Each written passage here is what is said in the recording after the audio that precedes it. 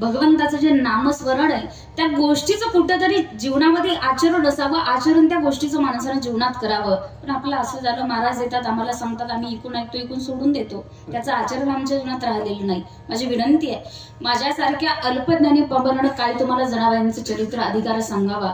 जगातल्या पहिल्या अधिकारी स्त्री म्हणजे माझ्या श्री संत जनाबाई महाराज आहेत, ज्या भगवंतासोबत भांडल्या, भगवंतासोबत ज्या बोलल्या, जगाच्या मालकानं सगळी कामे त्यांची करावी. जनाबाईंचे आई वडील होते पंढरीचे वारकरी, पांडुरंगाचे भक्त, पांडुरंगाचे दास.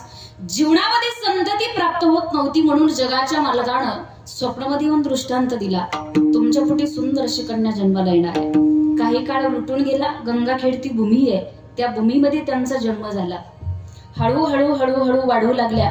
5 ते 6 वर्षाचं त्यांचं वय.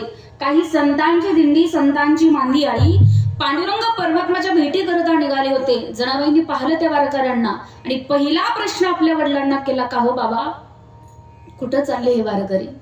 जनाबाईंच्या वडिलांना सांगितलं, देवाला भेटण्याकरता, पांडुरंगाच्या दर्शनाकरता, विठुरायाच्या भेटी करता हे वारकरी चालले आहेत.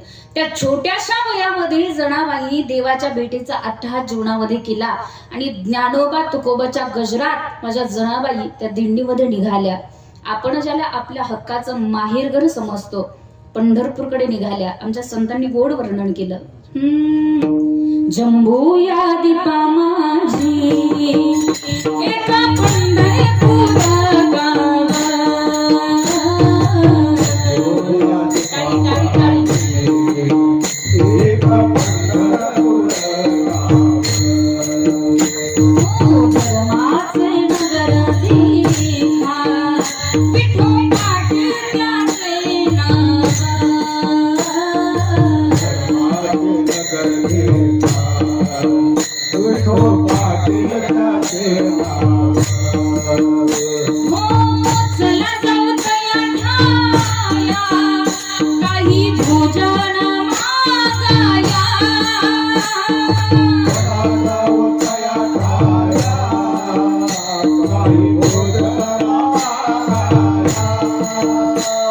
विठोबाचा धर्म जातो त्याचे जगनी